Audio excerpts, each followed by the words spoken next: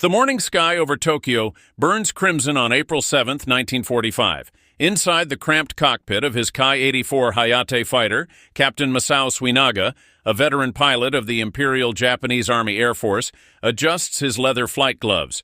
The Hayate is the most advanced aircraft in the Japanese arsenal. From Chofu Airfield, 20 miles west of the capital, he can hear the distant, familiar rumble. Another wave of American B-29 superfortresses is approaching from the south. But today, something is different. Suinaga's radio crackles with confused voices from ground control. Unknown fighters, silver aircraft approaching from the southeast. The veteran pilot furrows his brow. Southeast? That's impossible. The nearest American fighter base, Saipan, is over 600 miles away, far beyond the range of any escort fighter he's ever encountered. For 3 years, the 28-year-old squadron commander has faced every American aircraft. P-38 Lightnings over the Philippines, F-6F Hellcats, F-4U Corsairs at Okinawa. But those encounters were always near American carriers or bases. Here, over the heart of Japan itself, Japanese fighters have always ruled supreme. His ground crew chief pounds frantically on the cockpit. Captain, emergency scramble. Unknown fighters approaching Tokyo from the south. Suinaga's blood turns to ice. From the south means they're coming from Iwo Jima, captured 5 weeks ago but still 650 miles away.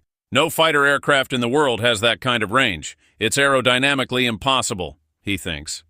As his Nakajima Ki-84 engine coughs to life, Suinaga glimpses a silver glinting in the distance. Not the dark silhouettes of carrier-based fighters, but something else entirely. Something that shouldn't exist. The urgent command screams through his headphones. All units scramble immediately. Unidentified fighters over central Tokyo. As his Ki-84 lifts off and climbs, a terrifying question echoes in his mind. How did American fighters get all the way to Tokyo?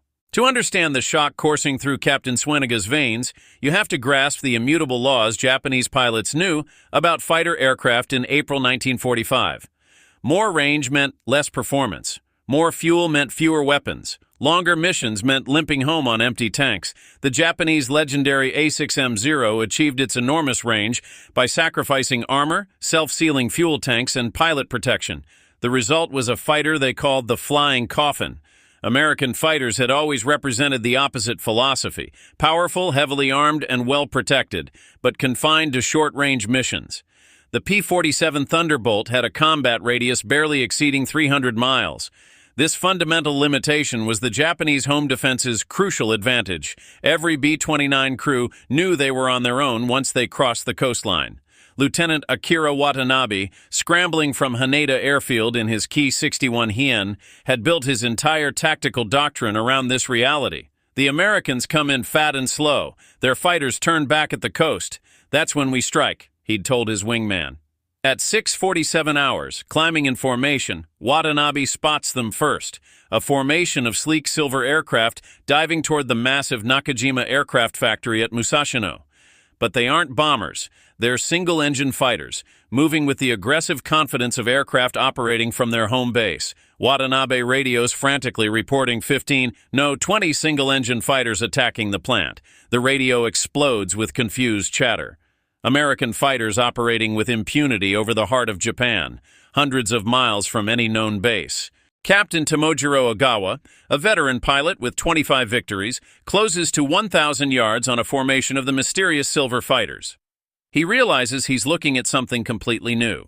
The aircraft are beautiful in a deadly way. All clean lines and purposeful design. Most unsettling of all, they carry large external fuel tanks under their wings, yet they're maneuvering like aircraft at the beginning of a mission, not at the fuel-starved end. Impossible. Those drop tanks should be empty by now, Ogawa mutters. He is witnessing the culmination of American technological genius, the marriage of the North American P-51 Mustang with the British Rolls-Royce Merlin engine. These silver aircraft have flown over 675 miles from Iwo Jima, fought a high-intensity air battle over Tokyo, and still have enough fuel to make it home. The P-51D Mustang's internal fuel capacity of 184 gallons, combined with two 108-gallon external tanks and the Merlin engine's fuel efficiency, has created a fighter with a combat radius exceeding 850 miles.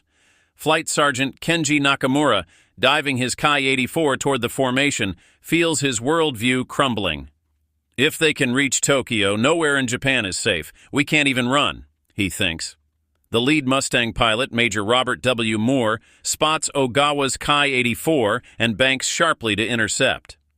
What follows is not the fuel-conserving defensive engagement Japanese pilots expected. It's aggressive, confident, predatory flying. Moore's P-51D accelerates in a power dive that would be suicidal for any normal long-range fighter. The Packard-built Merlin engine pushes the sleek fighter past 400 mph. Ogawa brakes hard left and dives for the deck. Moore's Mustang follows effortlessly.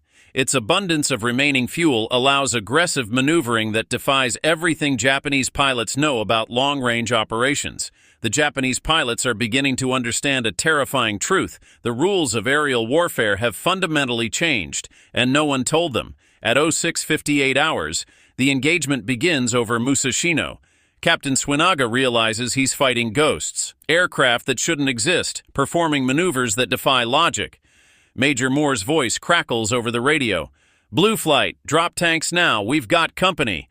Suinaga watches in stunned disbelief as the Americans jettison their external fuel tanks, not because they're empty, but because they're preparing for combat with fuel to spare.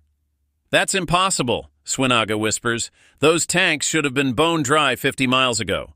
Moore's P-51 banks and climbs toward Suinaga's Ki-84. The Japanese pilot turns to meet the attack head-on, a tactic that worked well against fuel-starved Americans before. But the Silver Mustang is flying like it's operating from its home field. The two fighters close at a combined speed exceeding 700 mph. They brake, and instead of extending the engagement to conserve fuel, Moore immediately reverses into a climbing left turn, chasing Suinaga with the aggressive tenacity of a pilot who has hours of combat endurance remaining. "This is insane. How much fuel do these aircraft carry?" Suinaga pants into his radio. He doesn't know that Moore's P-51D started with 400 gallons of fuel, and even after flying 675 miles, it still carries 200 gallons, enough for an hour of high-intensity combat and the long flight home.